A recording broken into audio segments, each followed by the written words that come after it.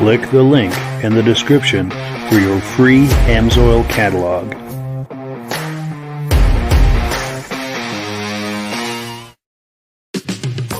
Before we get started, I'd like to give a quick shout out to some of our friends.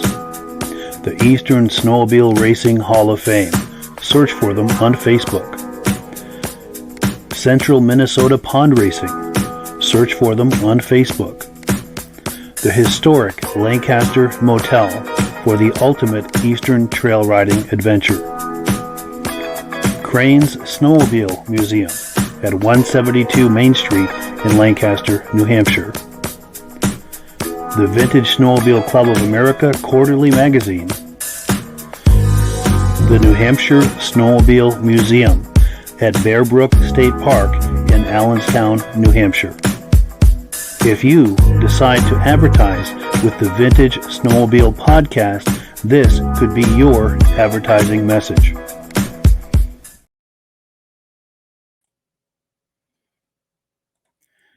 Well, good evening and welcome to the podcast. I'm really glad you're here. This, by the way, is the season finale of season 3 of the Vintage Snowmobile Podcast. And before we get into things, I just want to take a moment and thank everyone who's been viewing with us all along these past 3 seasons. It's been a wonderful ride. We thank everyone so very, very much for their participation, especially for all of the comments in the comment section. That really helps to make this a lot of fun. And we're going to ask for some of that tonight. Comments in the comment section, because we've got a wonderful guest lined up, and I'm sure you're going to have comments and questions for him, so do not be shy about asking those. So with that in mind, we have a wonderful lineup, a robust lineup of Vintage Snowmobile programming tonight. We're going to have the son of the late Morley Smith on with us. Morley was an engineer and designer for Alouette Snowmobile Company. He was the designer of the 1973 Alouette Sno Pro, the Super Brute, and a number of other items. So I'm sure you're going to have a lot of questions tonight. We're going to be looking at images and spending some time with Mark to learn all about that. But before we get into all of that, I want to make sure that everything is working properly. So if you can see my face and hear my voice, I'm going to ask you to leave me a comment. Let me know where you're viewing this from and whether you are a first-time viewer or a regular viewer. Now, to our first-time viewers, if this is your first time joining us tonight, I hope you have a good time with us and decide to come back here each and every week. Now, you might be thinking, well, he's contradicting himself there.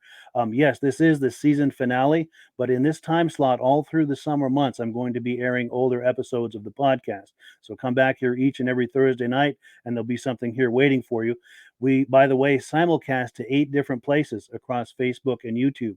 So wherever you're viewing this, circle back in 1 week's time, and we'll have some Vintage Snowmobile programming waiting for you. Lastly, to our regular viewers who are here week after week and month after month, season after season, you guys are the ones who make this possible and keep this going. And we so very, very much appreciate that. Let's look at some comments here and we'll bring our guests on. My good friend John Spranger Jr. says, "Good evening, everyone from Eland, Wisconsin." Well, good evening back to you, John. Great to hear from you. Dave Lowry says, "Coming in loud and clear from Alberta, Canada. Looking forward to seeing us next year." Cool deal. David from Alaska Railroad, a good friend of this podcast, says, "Good evening." And to Mike and podcast friends, coming in great. Going to miss the sled podcast. We're going to miss doing it too, but we'll have something even more special for you in October when we do it. Pick it up again. We get someone on Facebook saying, "Loud and clear from Sudbury, Ontario."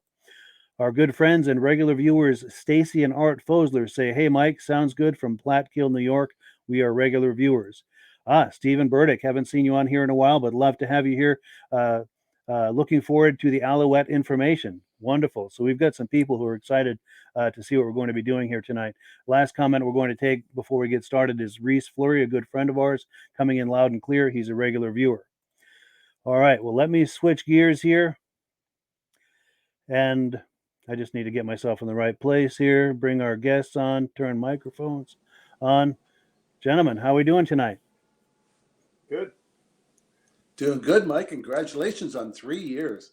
How many episodes was that? I think tonight is 61. Nice. I'd have to double check. We're in that neighborhood, 61 or 62. And of course, in the center of the screen, we've got Mark Smith. Mark's father, Morley Smith, was an engineer at Alouette back in the day, designed some very historic and iconic sleds. Mark, can we put you on the spot and allow you to introduce yourself and tell us a little bit about what we might be looking at tonight? Well, what we're going to be seeing is some of the one of the race sleds that he designed. We're going to see Sno Pro.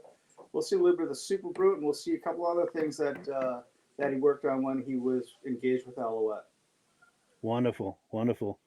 Well, let me get where I need to be here to start looking at images. It just takes a moment because I'm doing this in a way that's a little different than I typically do. And of course, the computer is taking a moment to load. But I'm going to, while we're waiting for this to catch up with us, I'm going to encourage our viewers, if you're fans of the Alouette brand, please leave comments and questions for us in the comment section. Mark, where was Alouette made? Montreal, Quebec. They had. How many years? I only knew two facilities. I don't know all the facilities, but they had one time.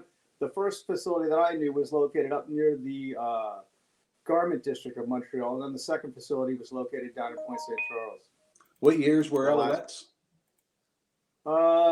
From the mid '60s, the mid '70s, and then after my father was no longer involved, I really don't know what happened to the company. It was sold, and then went to I think Rupp Industries had it for a while, and I'm not sure what they did with it. We're looking there as there's the 440 Sno Pro. For sure. And your father was the designer of this. Do I have that correct? Correct. Yeah. That's if you know my father's designs, you can tell right away from the hood. If you look at not all of his other designs, but the angular shapes of it, you can see it in the taxi that I designed. You can see it in the Montreal Metro. You can see it in versatile tractors.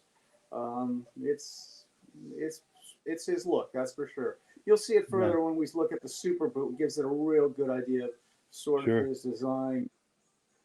He had a real distinctive flair. And if I understand from reading the information about him, he also designed some of the Metro Railroad cars, subway cars in Montreal back in the early 60s, I think. Is that correct? That's actually how my parents ended up in Montreal.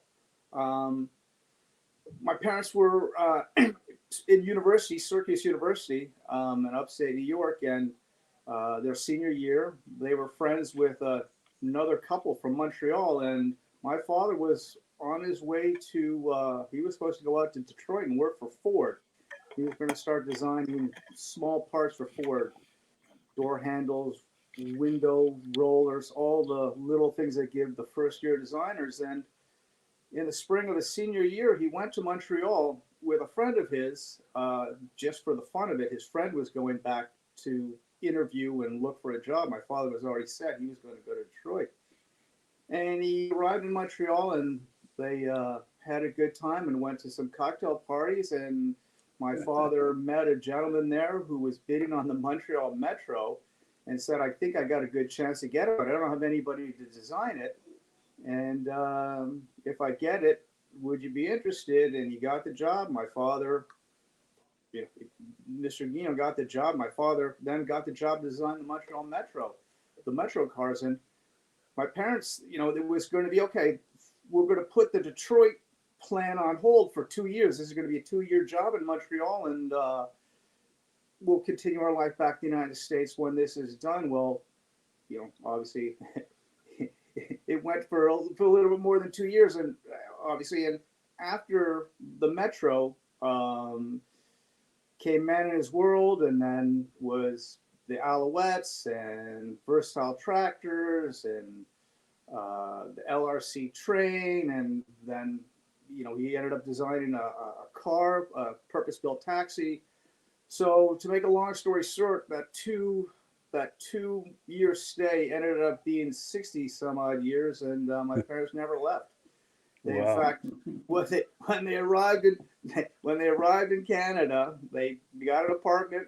They stayed there 1 year and figured, you know what, we're gonna see if we can make some money in the housing market. They bought a house real quick and said, okay, when we leave, maybe we'll, this city was growing at the time. Maybe we'll make some money.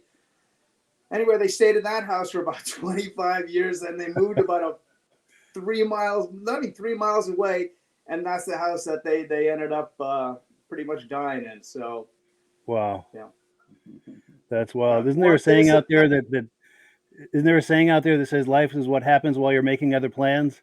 Exactly what happened. I mean, it was what turned out to be a fun little party weekend in Montreal. Ended up being 60 years here.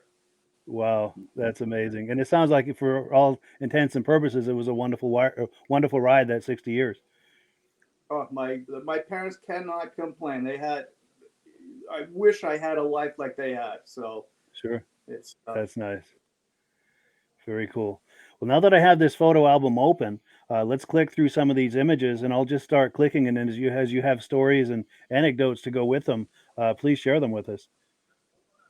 okay. Okay, so what we're looking at there that's the Sno Pro. But what they're in the process of doing is they're making a plug, and what a plug is the representation of the final form. And from this plug, they're going to make a mold. They will take the reverse of the mold, and that's what they will then build the fiberglass part inside of. So what you're seeing here is probably past the design and prototyping phase. Now they're into the plug phase. So the design at this point has been frozen. They've decided on what the shape is going to be, and now they're physically actually making the plug for the mold. Nice. I think we have a couple more shots of it too. Yeah, you see them. Yeah, that's my father on the left in his wild and crazy hippie days, I guess you could call it, with that beautiful dash. Nice. I'm not sure who he's working with, but yeah, they're kind of in the shadows there. yeah. And here's a little closer look of it. Yeah. You can, as I said, it's unfortunate people don't know my father's designs, but you can start to see the beginning of it right here in this nose of the Sno Pro. You can start to see all of his sort of characteristics that will carry on later in life and in the rest of his designs. Nice. So he had some truly unique design sensibility, so to speak. And here we go. Here's the finished hood. So this is Nice. This is what we pull out of the mold, and that's the finished hood, obviously. Nice. Very sharp. And here's the finished sled. And that is a sharp looking sled. I have to say the lines on that are very beautiful. Yeah, they're ahead of their time back in those days. Yeah, for sure. And this must be applying the decals or the painting the letters, or No, that's absolutely a decal. the decal. Sure. Yeah, for sure. See them applying the hood. See this along their assembly line of in the race shop. Because this, I looked at these. I looked at these slides beforehand, and we unfortunately we don't have a lot of great photos of the production facilities, but we do have a fair number of the racing section. So maybe the crowd, Sure. this crowd will be more interested in the racing section than the production slides. And from what I think you were telling me yesterday when we spoke on the phone, I think they had the production area for the commercial sleds on one part of the building, and then they had a separate section to assemble the race sleds. Absolutely, and it's Okay. it's pretty. It's when you see, if you see all the slides, it's for a small company like Alouette, when you compare them to what they were up against at the time, it's an impressive little race shop that they had. Yeah, for sure. Here we got some guys bringing in the aluminum chassis. Nice. And it looks like the engine's been attached to it. Yeah, and the exhaust system too, which is a big step in it. Sure.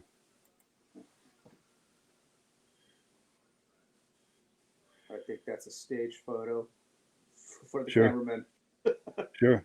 It did the trick, though. It tells the story. Sure. Here's another angle. Yeah. You got a better view now of the aluminum, tunnel and complete tunnel chassis. Yes.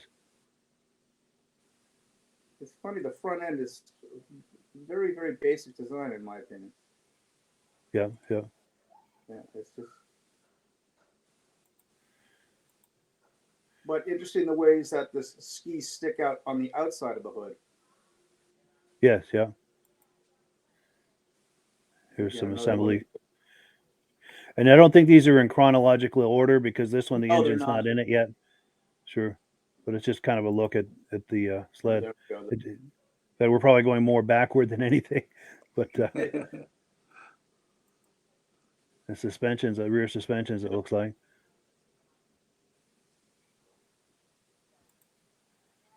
There we go. Another front view of the frame chassis.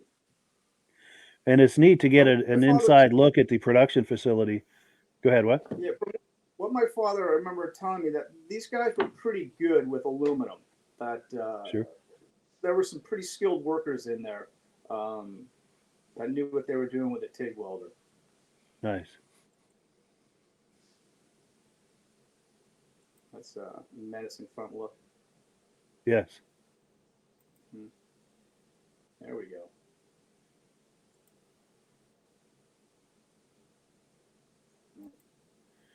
Here we go. And I think that's the last of the slides of the Sno Pro.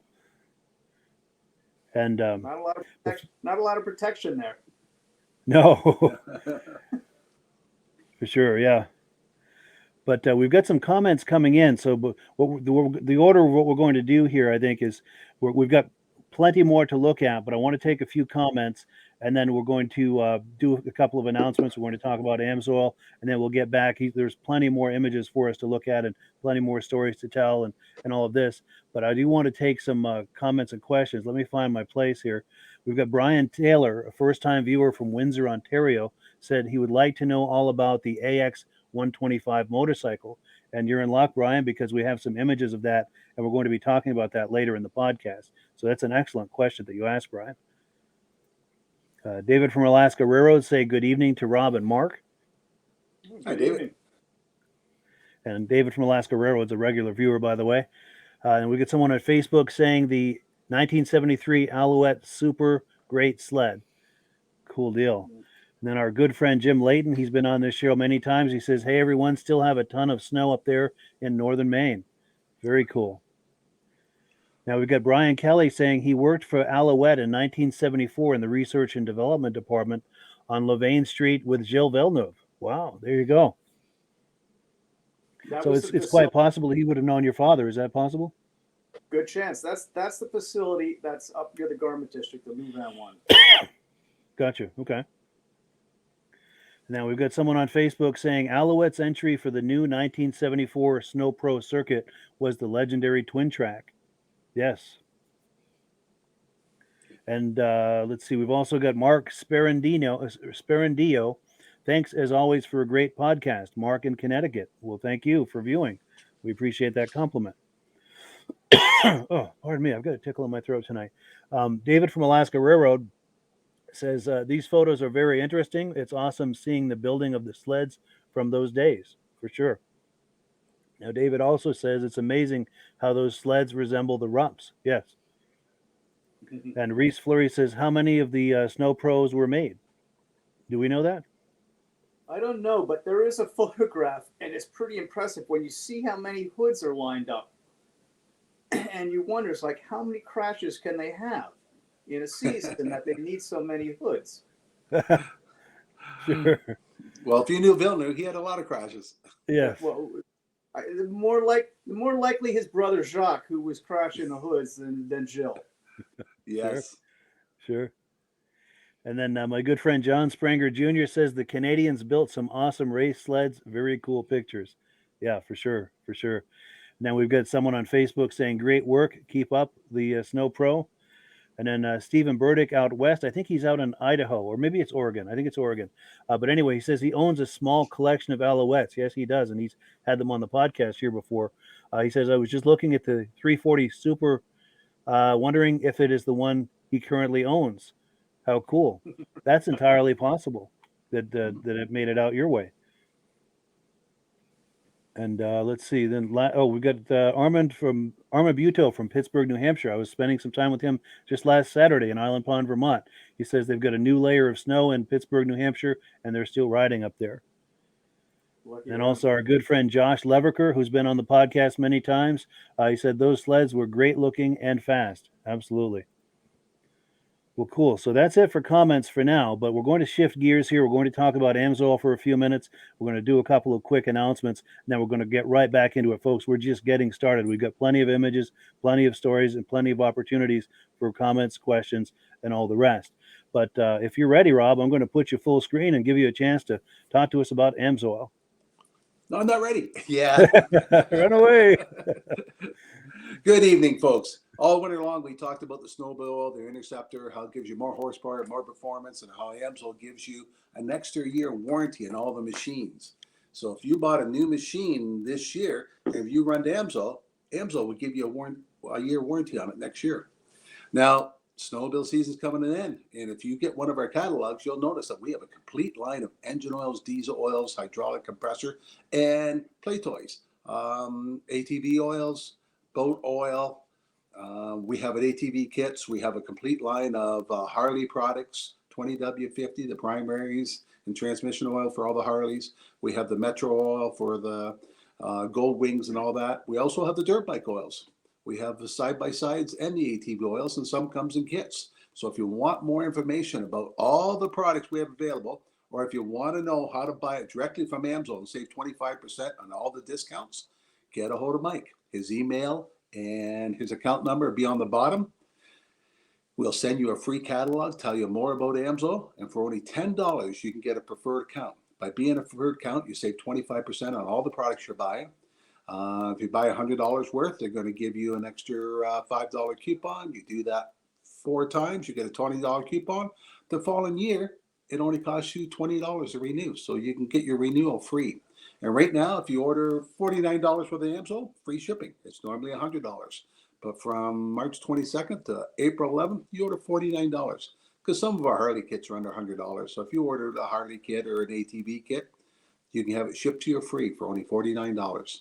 For more information about the Amsoil product, Mike's settle number his account number should come across the bottom, and how to order a catalog to tell you all about the Amsoil products.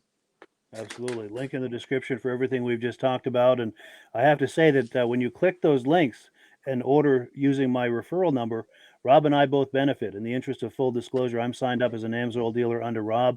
And when you order through us, Rob and I both benefit. It's a wonderful way to support the podcast because the commissions I make, the Amsoil commissions I make, go directly towards supporting this podcast and offsetting the costs associated with this podcast. So I thank everyone who's been ordering Amsoil using my referral number, and I thank you in advance if you're considering it. And like I said, everything's in the description, links and everything that you need is there to get started.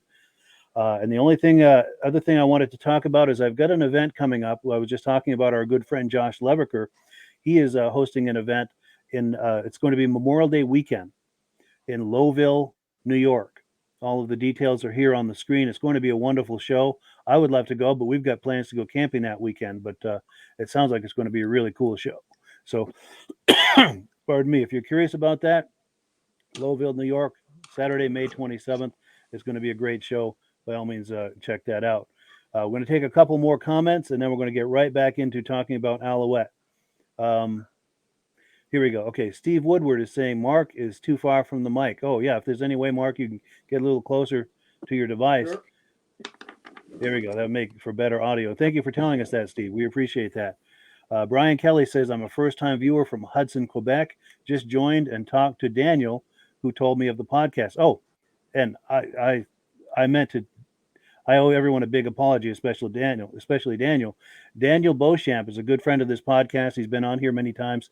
Daniel is the one who introduced us to Mark.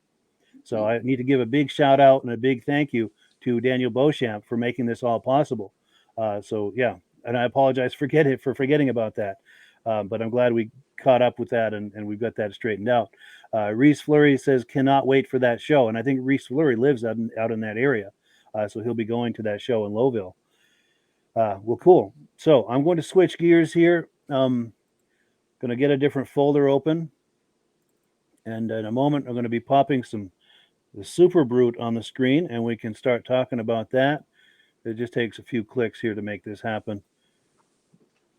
And there we go. Yeah, Mark, take it away. Any comments about the Super Brute? Well, it looks familiar. I've ridden one of those several times. We still have one. We still have one. That's nice. It hasn't been ridden in a while, but it brings back memories. That was my father's last design for Alouette, and it was probably in my opinion, probably his best of all the sleds that he did. And it's a lot of innovation in that sled. Well, with the unique, the turning headlight was really the most innovative feature of that sled. For sure. We see it again in the factory. Yamaha Phaser copied that, eh? Yes. Yeah. Well, in fairness, my father didn't come up with that idea off the top of his head. He stole that from Citroën cars with their headlights that follow the steering wheel. That's where he got the concept from. Sure, and he translated that into something that could happen on a snowmobile. Exactly. Nice. Which still a lot of innovation involved there. So, yeah, to take that from a car to a snowmobile, there's a lot of innovation that had to happen there. Well, just putting the two and two together is,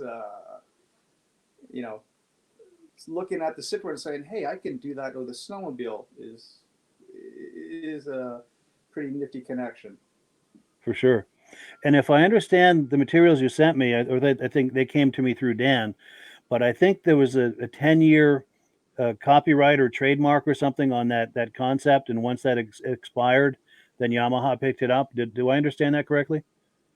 I don't think that Yamaha waited. I think that what happened was that Alouette, after it had changed hands and went to Rupp and whatnot, I don't think Yamaha was concerned that anybody was going to go after them, that they just took the idea and ran with it. True, yeah. True, I think true. that the Phaser comes out before 10 years after this. I think the Phaser's inside the 10 years. Yeah, I think you're right, because the Phaser is, 83-ish, give or take? Yeah, 82 maybe. 82, yeah, I think you're right. So that would have been well inside 10 years. Yeah, absolutely. Good point. And here are the gauge clusters. Right, and that is the gauge cluster for the Super Brute. What you don't see is there's another piece that goes around it that has the handlebars on it. That's Oh, yeah. So that is actually part of the Super Brute. Yeah, nice. Here's a close-up of what we've been talking about. Mm-hmm. An even closer look. Yeah, Oh, prototype. Yeah. that's just a prototype of what it will look like in the end. It's Nice. just, again, inside the factory.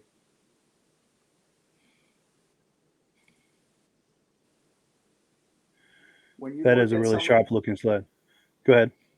when you look inside the some of these slides of the factory, it's really quaint in comparison to the way things are assembled today.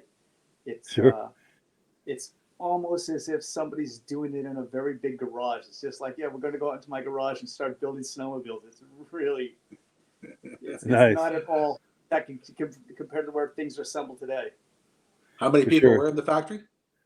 I'm not sure how many were there, but it wasn't massive. That's for sure. Wow. And you're right. I'm sure today everything's all computerized and automated, and yeah, I'm sure the production is done very differently today. I mean, there wasn't any moving any moving assembly line. Everything was moved by hand. It was like, okay, we're going to slide the sled from here to the next assembly point. It was literally just, pick it up with an overhead crane or roll it on a dolly. Wow. That's cool. There we go on the outside photo. Nice. So that's all of the slides we have for the Super Brew, but we've got a ton of comments coming in here. Let's go back and check those out here. I think this was the last one okay. So here we go. Someone on Facebook is saying, unlike the 1974 Sno Pro twin track Alouettes, several 173 Alouette Supers were built as they were not exclusive to the factory team. That must be why there were so many hoods. Good point. Yes. Yes. And then our friend Stephen Burdick is saying, interesting, the hood is missing the vents. Huh. You're right. It's supposed to have vents right at the front there. I didn't even notice it. Yeah, I didn't either. But of course, Stephen is probably in his man cave standing next to one and comparing that to the images he's seeing on the screen. That's a cool position to be watching this from. Tell him to send us a picture of his. Yeah. But I do know that the picture of this particular sled, is not a complete sled because there's another photo of it and it's missing the interior, one of the dials that goes on the interior steering cluster. It's actually missing one of the dials. They didn't. I guess they didn't have a dial, and they quickly took it outside for promotional photos. Gotcha. Anyway, so this might be a prototype or something, late stage prototype or something.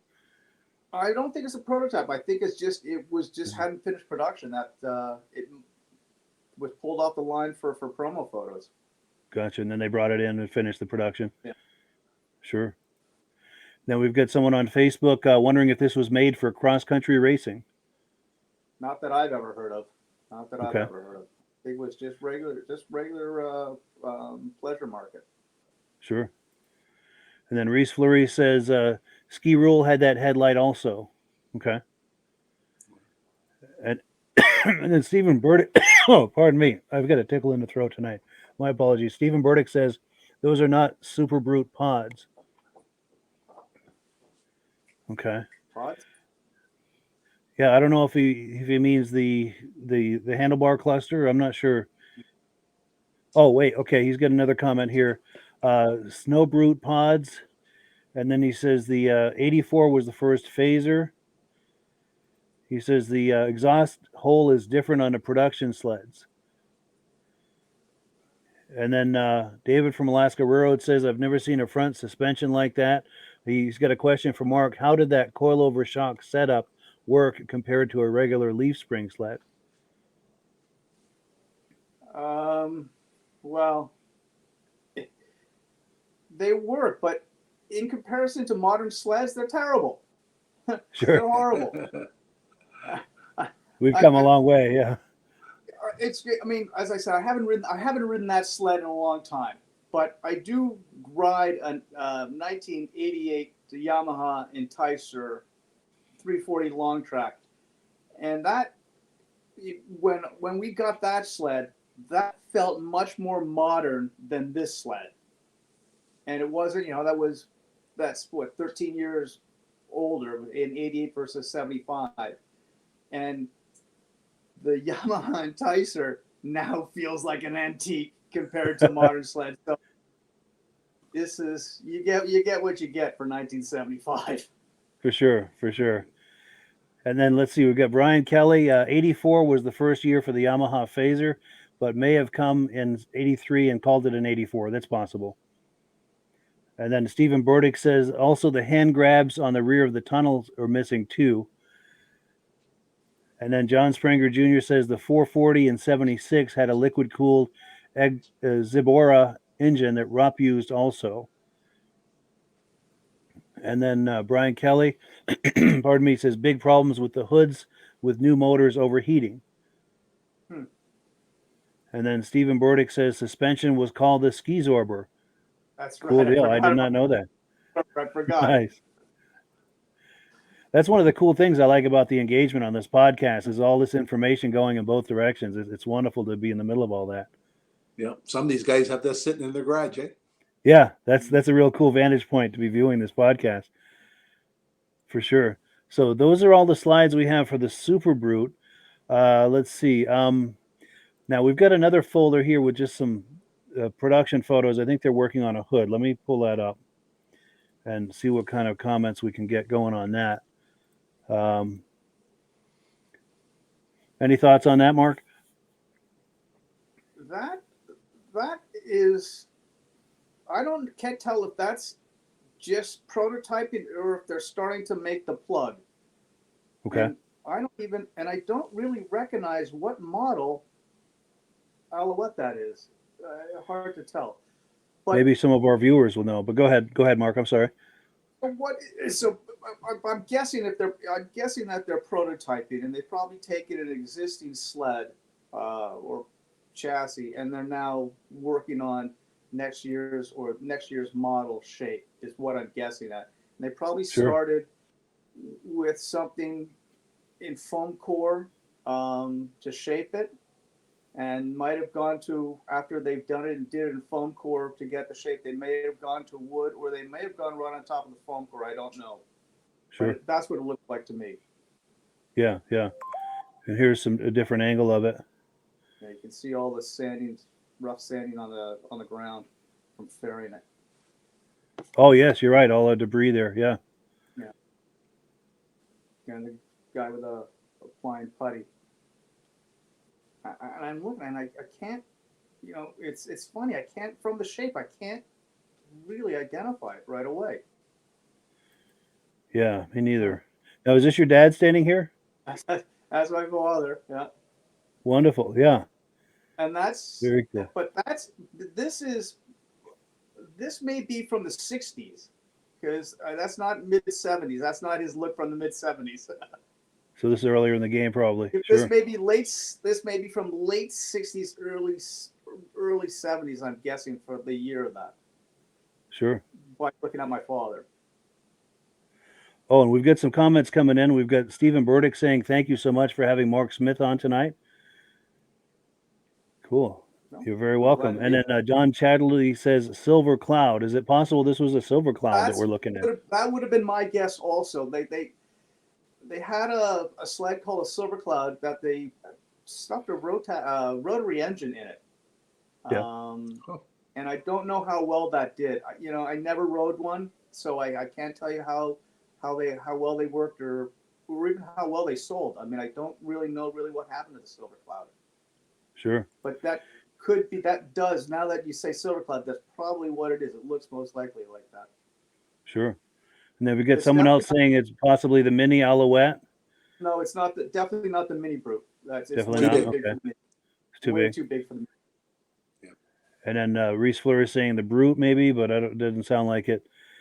And then he says, Stephen Burdick says, I don't think that machine was ever built. He said, check out the different Skizorber. Let me go back through these images here. And the gas tank doesn't seem right neither. Like, you're going to open a vent at the front to fill the gas tank? And what engine? Good point. And the other thing is, what engine is there? Is that you see it doesn't look right, but Stephen Burdick may be right. It may never have been produced. Yeah, it's possible. It's just some experimentation there. Exactly. You don't know. I mean, you design these things, and the client may say, "Yeah, I don't like it. Try again. Just give me something else." Yeah, sure. And then we've got Josh Levicker says it almost looks like a Mercury Sno Pro hood. That's true. Let me get a better angle. A little bit, yeah. Very similar lines and dimensions. Yeah, I see where you're going with that.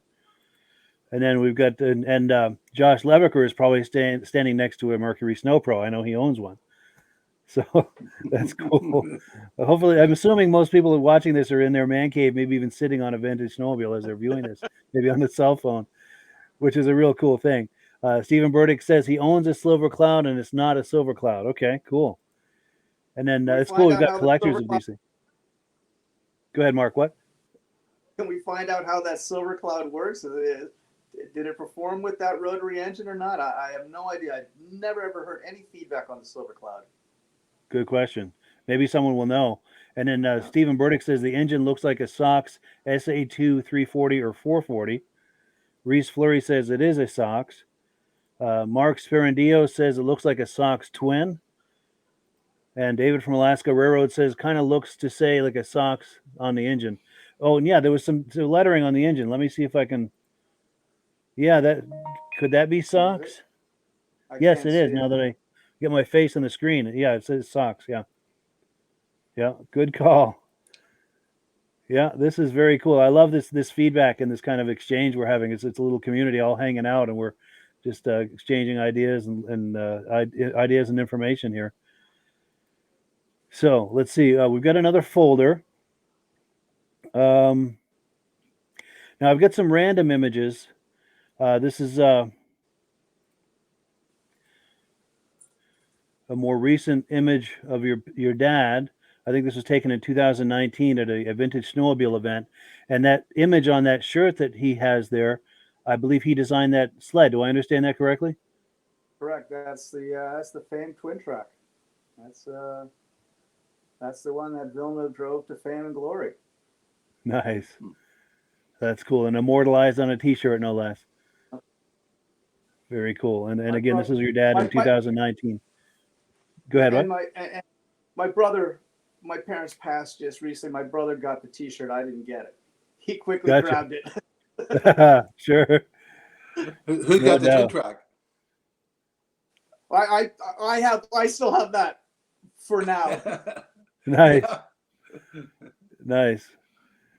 That's cool. And then we've got some random images, black and whites. These must be publicity photos of some Alouettes Yeah, back in the day. have no idea who any of those people are. But I've seen that photo several times. I think they use that quite often. Yeah, I could picture that in a magazine ad or something back in the day. And this is on the production line, I believe. See, now that hood looks similar to the hood that we were just looking at. Yeah. Good point. Maybe that's what it is. What is that? Possible, yeah. That And there's some lettering on the tunnel. It says 440, and then I can't make out what it says to the left of the 440. Right, I'm circling it with the mouse. I don't know if wait. Can you see me circling it with the mouse? It's yeah, I can't read it. yeah, I can't either, even with But my face in the screen. the old bogey suspension. It may be a snow duster. Possibly, yeah. And then another angle. Is this a different sled? Yeah, it's That's a different. Didn't have the logo on a different the sled. Yeah, yeah, a different sled altogether. Nice lines on those sleds. I don't know what model that is, but that's not a bad looking sled. No. There's the Mini Brute. There's the Mini. Yep. Yes, yeah. That was when we were little kids. That was a lot of fun. Oh, I can imagine. So when you were a little kid, you were riding one of these? Well, we didn't have one, but every once in a while, my father would bring it home for the weekend, and every neighborhood kid would come swarming over. Yeah. The Mini Brute's here this weekend. The Mini Brute's here this weekend. But my parents made everybody had to wear a helmet if you were going to go on it, and so we have all kinds of home photos now of neighborhood kids with hockey helmets, football helmets, someone's ski helmet. All kinds of crazy helmets can get on the mini brute. Wonderful. Yeah, that That's thing cool. did the kitty cat. Yeah. Yeah. Yeah. Better Kitty cat lines would than the get- kitty cat. Kitty cat would get stuck. That would go through it. True. And this was more the lines I think are prettier on this than the kitty cat. I love the kitty cat, but it was kind of boxy. Nice. Let's see here. We've got a couple more folders. Are we ready for the Samac? We're going to see the 125. Oh yeah, I'm sorry. Yeah, let's do that first. Yeah, good call. Right. We had a viewer who was interested in the 125 earlier. And there it is. Yeah. Now that was a quick design prototype to put into production. They came out with that super fast to compete with the Bombardier Can-Am. They didn't really do much. They didn't do much testing. They didn't do much. A lot of design. It was sort of, here's the shape of a motorcycle. Let's go. Yeah. Because when those Can-Ams came out, that was kind of a big deal, as I remember it anyway. In our town, it was kind of a big deal. Well, I can tell you this: the difference between the AX 125 and a Can-Am 125 are night and day. Sure.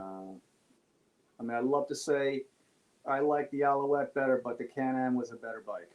Sure. No doubt sure. about it.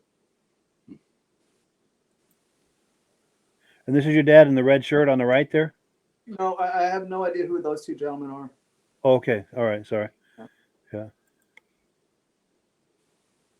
But you can Alouette see only make the one motorcycle? It's like making one motorcycle at a time. No, but they only made the one size. They only made, this was it, the one model, and they only made it for a few years because I guess when Rupp took over, Rupp didn't want to continue with the motorcycle, so it was only made for a few years, 2 years, maybe 3 years at most.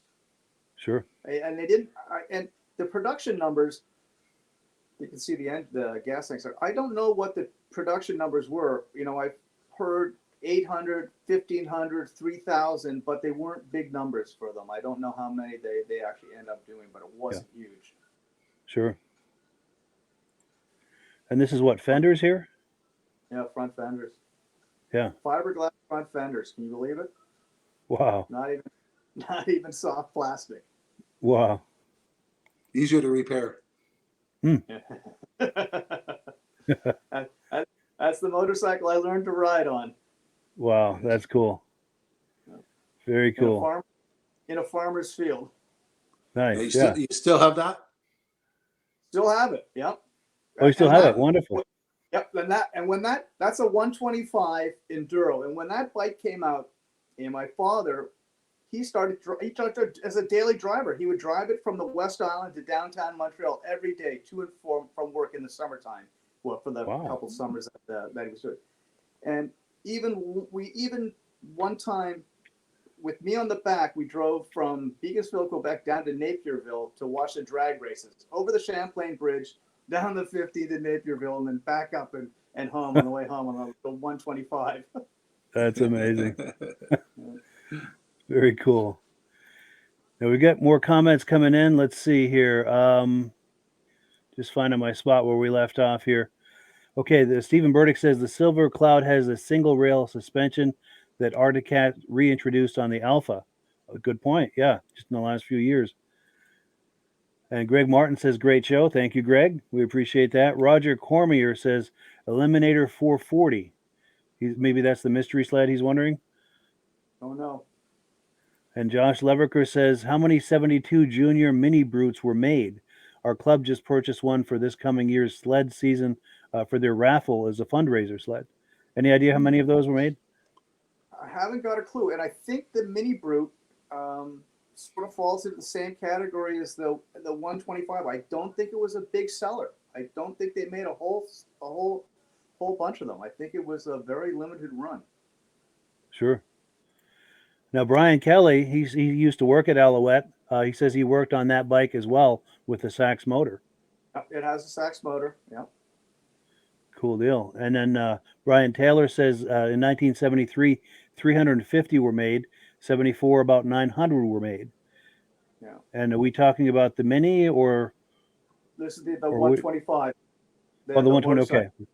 Yeah. Gotcha. Okay, we're talking about the bike. All right. And oh yeah, Brian Taylor says he'd love to have those molds now. I imagine there'd be some value to those. Brian Taylor says I keep track of all the AX VIN numbers. Cool. And then Stephen Burdick is asking, where is Mark Smith from now? I'm in Beaconsfield right now. Nice, west of Montreal. Yeah. And Brian Kelly says Featherlight sold and eventually Coleco bought out and filled the warehouse with hockey games. Interesting. So that facility was eventually bought by Coleco. Well, and when they do I understand? No, when they moved to Coleco, that's when they moved down to Point St. Charles from the Chabanel area down to Point St. Charles when they moved to Coleco, when Coleco took over. Gotcha. All right. And Brian Taylor is saying that pick of the AX he thinks might be a mock-up. Could be. Sure. Nice, nice. I love the feedback like this, how we can interact this way. This is wonderful. And I think we've got one more folder. Yeah, I think our only folder left now is the SAMAC, and we were saving that for last, right? Yes. Okay, good. Let me pull that up. And this is a very innovative sled. I've got some questions of my own about this, and I'm sure others will as well. Let's get that on the screen. So this is a dad. This is a sled your dad was involved with as well, correct? Yeah. So this happened many years after Alouette. This happened probably around 1980. I guess probably around 87, 88, because the Yamaha Enticer, the 1988 Yamaha Enticer I was talking about earlier, we bought to use as a test sled. So this must have been right around 1988. What happened was we were approached by some people who had were doing a job for the federal government. They wanted somebody to design a machine for the high Arctic, specifically for the high Arctic, for the needs of the Inuit trappers and hunters. And so we did some research, and they told us sort of the things that they wanted. Obviously, it was a long track that they needed. They wanted a high windshield to protect themselves from the from the long rides. Wide stance. They wanted a trailer hitch on the back. They had to have a rack to carry 2 5-gallon jerry cans. So the rack on the back of that fits 2 5-gallons perfectly. And they had to be able to haul a Cometic, one of their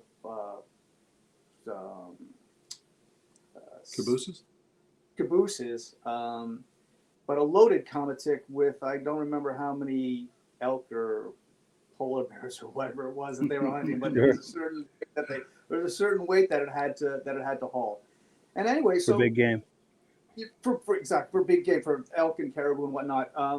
And so this was the result, and it worked. It worked very, very well. It's unfortunate that when we had finally gone through all the sort of prototyping phases, this one that we're looking at was one of the last ones. I can tell by looking at the steering bars, there's no instrument cluster there, and they want that removed. There was originally, we had an instrument cluster there, and for some reason I don't remember what it was, but they wanted it out, so it was removed. The key gauges are on the hood, that you look down on the hood to see the gauges. Sure. Anyway, that was the genesis of that, and we ended up building about a dozen of them. And this was phase 2 of the SAMAC project. This was a floating sled. That's a foam core chassis tunnel, and it actually floats. It's got a 340 engine in it. Also had buoyancy. That tunnel had buoyancy to it.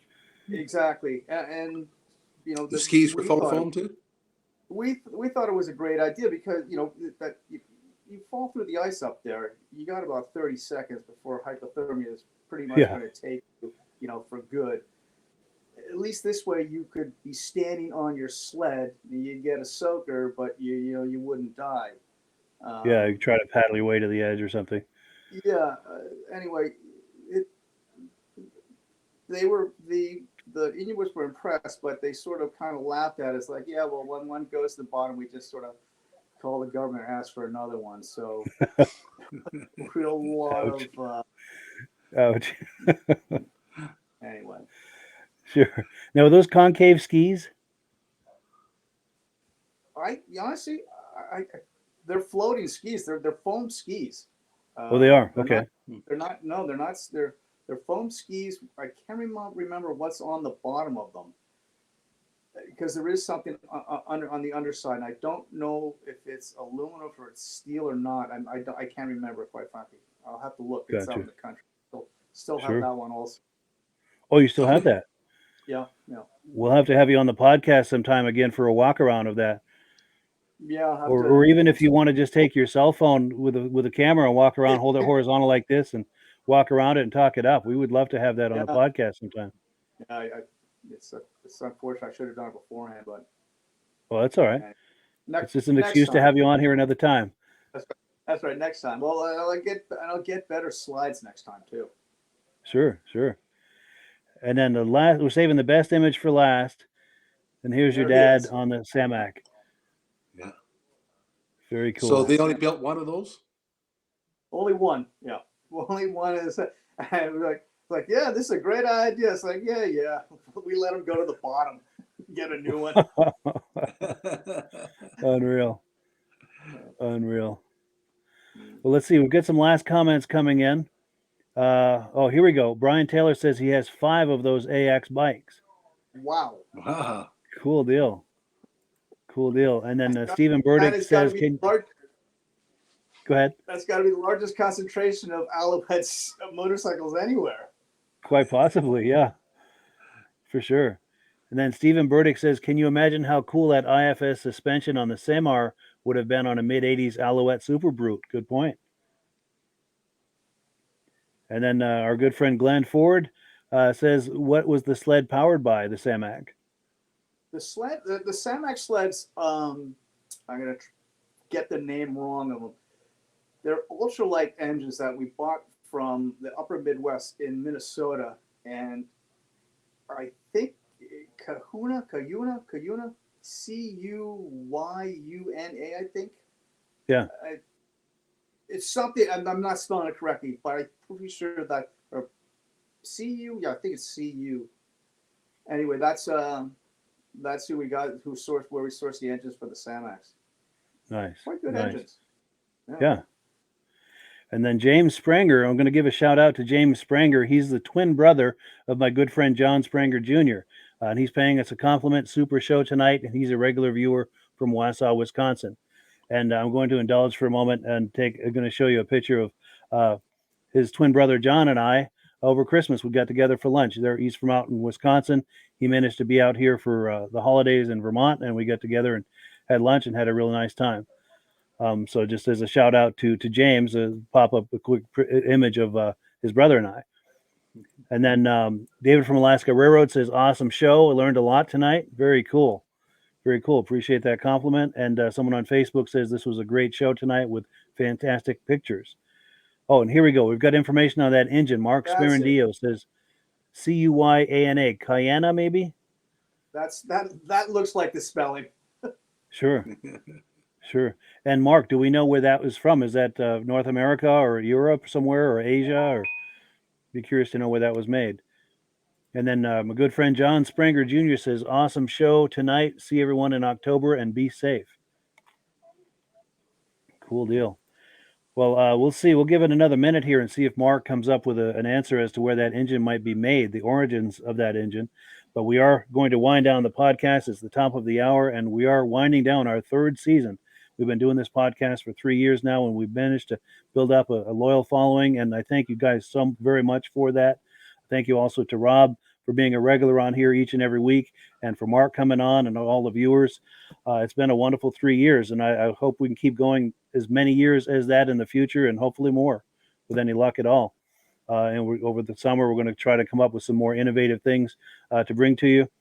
Let's see. We've got Stacy and Art Fosler saying, "Great show tonight." Cool deal. And Daisy. oh yes, our mascot. Oh, she's sleeping. Oh, she's sleeping. Come here, Uh-oh. Come here. Come here, girl. And let's see. She is. There we go. Let me put you full screen. Say hello, Daisy. Daisy May, or Daisy Lou, right? Daisy Lou. Yes. Yeah. She likes to sleep on my feet. Nice. The Great show's show, Mike. mascot. And you do a great job putting the events on. Well, thank you so much. Oh, we've got some Hope you answers have a great coming in. summer. So, Reese Wednesday Fleury. nights. Yes, Wednesday. Yes, in fact, yeah, we do a muscle car podcast every Wednesday night. Be sure and join us for that. Links in the description. And Reese Fleury says the Cayenne was later a J-Lo. And we've got some more information about the Cayenne. Is from Scorpion in Crosby, Minnesota, according to Roger Cormier. Wonderful. Oh, and here we got a flood of comments coming in here. David from Alaska Railroad says there's Daisy Lou. And Mark says Massey had a Cayenne in them later years, if he remembers right. Massey Ferguson must be the ski whiz. Yeah. And Stephen Burdick says great pictures that represent the history of one of the great sled companies back in the day. Thanks for sharing. And then also someone on Facebook is talking about the Racers reunion at St. Germain, Wisconsin, August 19th. Is that the Scorpion reunion, or am I confusing that with something else?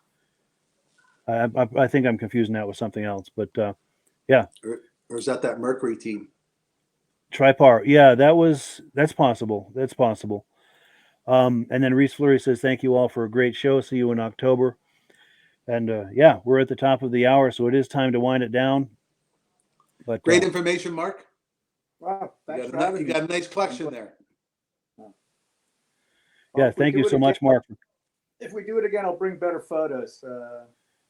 Yeah, as I said, my parents passed, about a year ago, and we're still hoeing out their house, and we're finding this and finding that. And I'm sure there'd be more slides to be found somewhere. So, and I'll get them transposed to a digital format, so easier to share with everybody. Wonderful. Yeah, and any memorabilia or anything like that you happen to stumble on, and yeah, we'll have to have you on again next fall, and continue this. Oh, here we go. Let's put that full screen. That deserves to be full screen. Yeah, I found this. I found this the other day. I'm not even sure what it was. I guess it's an Alouette emblem, and I don't know how it attaches. Anyway, that I found that in amongst my father's things. Wonderful. Very cool. And it's wonderful that we have the ability with this podcast to try to keep that alive, and honor that and celebrate that. But wonderful. Well, cool. Any final words, anyone? Any parting thoughts before we wrap up the season? Well, thank you for having me. Great information, Mark. And Mike, thanks for everything you did all winter. Yes, likewise. Thank you so much. And Roger Cormier, it's a great job. Keep it up. Lots of neat stuff. Brian Kelly, thanks. Great show. We'll see you next time. We're at an antique show, or maybe Ormstown for sure. All right, everyone. Have a wonderful summer, and we will catch you on the other side. Last word, as always, goes to Amsoil. Have a wonderful summer, everyone. You too, Mike. Hello, everyone. This is Rob and Mike. How you doing today, Rob? I'm doing good. Mike, yourself? Very well. Thank you so much for coming on. I appreciate it. Now, today, we're going to be talking about Amsoil.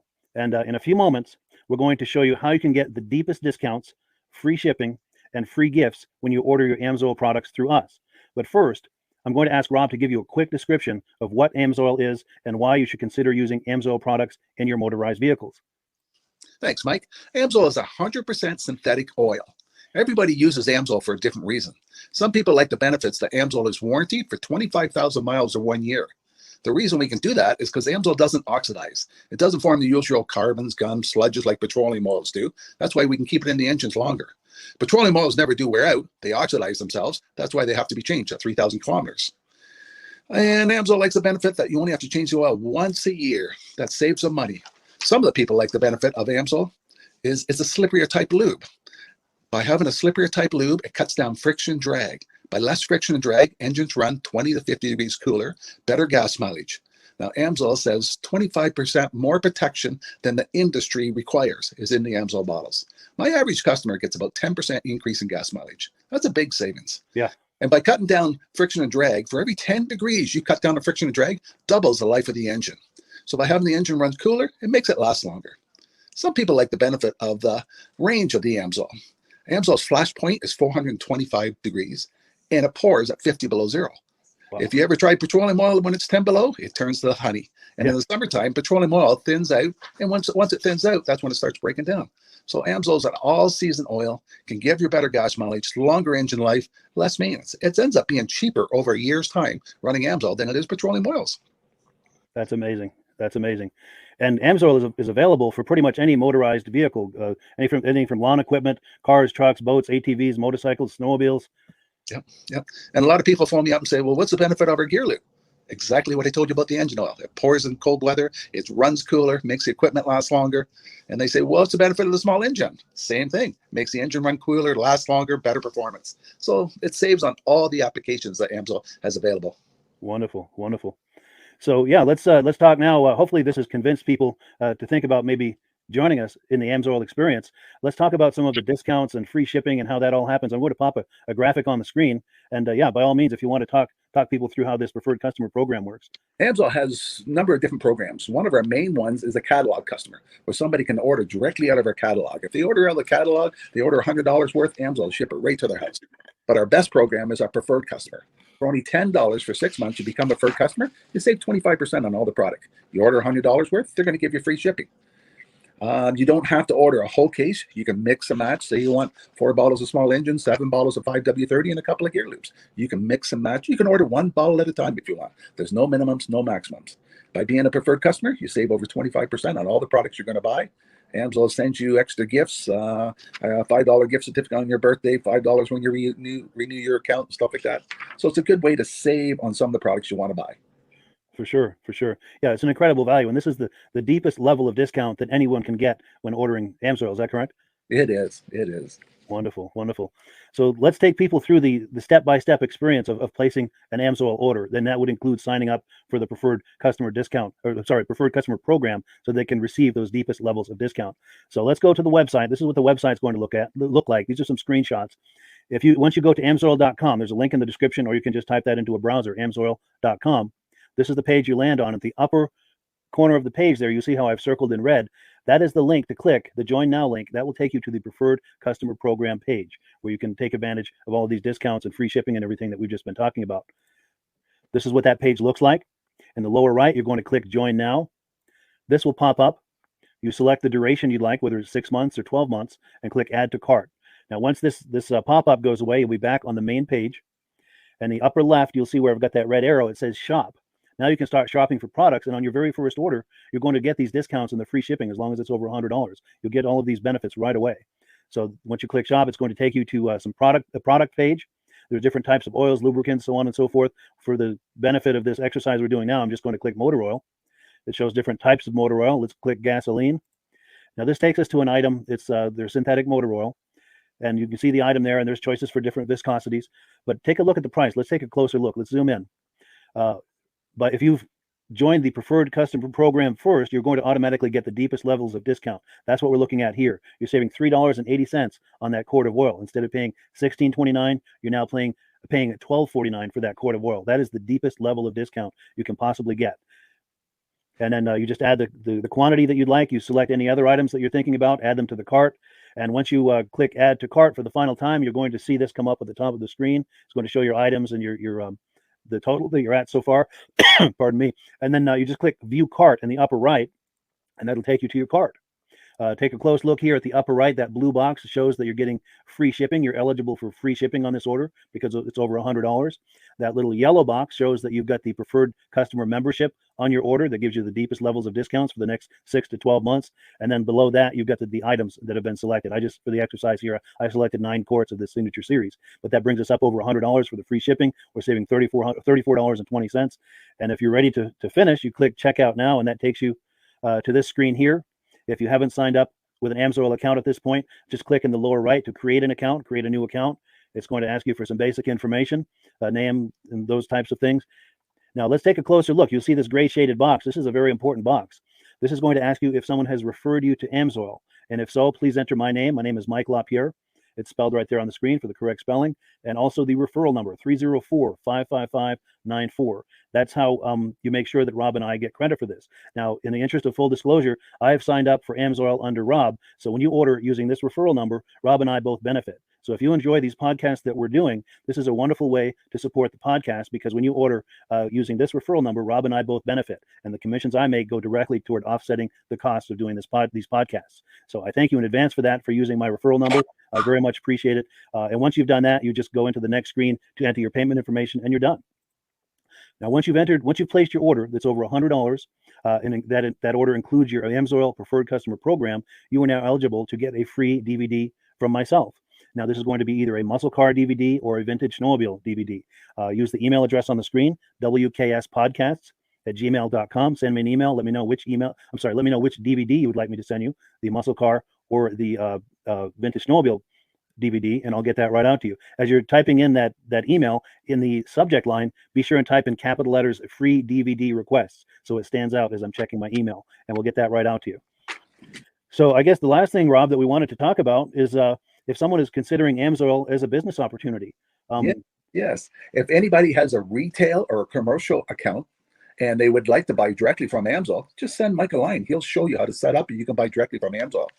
But if you are interested in starting your own part-time business, a part-time business that can grow into a full-time income, Mike and I will show you the AMSOIL marketing plan. AMSOIL has a large selection of products that cover almost every application. So it doesn't matter if you're into snowmobile, boating, or ATVing, or hot rods. We have an oil for every application. It's a fun type business that's I really enjoy doing. Where else can I go and have fun and make money doing it? And Mike and I are here to help you all the way along. If you need any help on how to promote or to find new accounts, we're here to help you. For sure. So when you sign up under that number, this 304-555-94, you're getting Rob and I as a team. Now, Rob has been doing AMSOIL for 40 years. Can you believe that? 40 years. So he knows every aspect of this business, and he knows all of the ins and outs of the products. So he'll be able to help you with any kind of product questions or any kind of questions to show you the different business models that you can do with AMSOIL. And then the other thing that you get when you sign up under me is I've got a strong background in social media. So if you need some coaching on how to generate AMSOIL leads using Facebook and YouTube, I'm happy to coach you with that when you sign up under Rob and I. You get both of us as a team to help you, to coach you, to support you, whatever you need to get you off and running with this business and having fun with it. Like Rob said, it's an enormous amount of fun. If you're like Rob and I and you enjoy going to any kind of boat shows, car shows, motorcycle shows, snowmobile shows, anything with a motor, you like going to those shows, those events, those races, this is a great way to turn that into a income opportunity for you. Yes. And just by wearing my AMSOIL hat at one of these events, people come up and ask me about AMSOIL. People don't know where to buy it, and I'm there to help them, show them where they can buy the product. Perfect. Well, cool. Well, this is great. Any final thoughts, Rob, before we wrap it up? AMSOIL's a fun business. AMSOIL's been around since 1968. It was the first synthetic oil to be AI approved. Wow. Yeah. That's amazing. And that's very early in the game too, isn't it? Yes. For sure.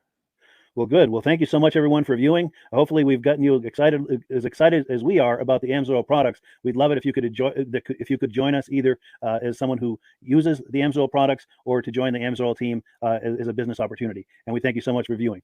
Have a great day. You have a good day.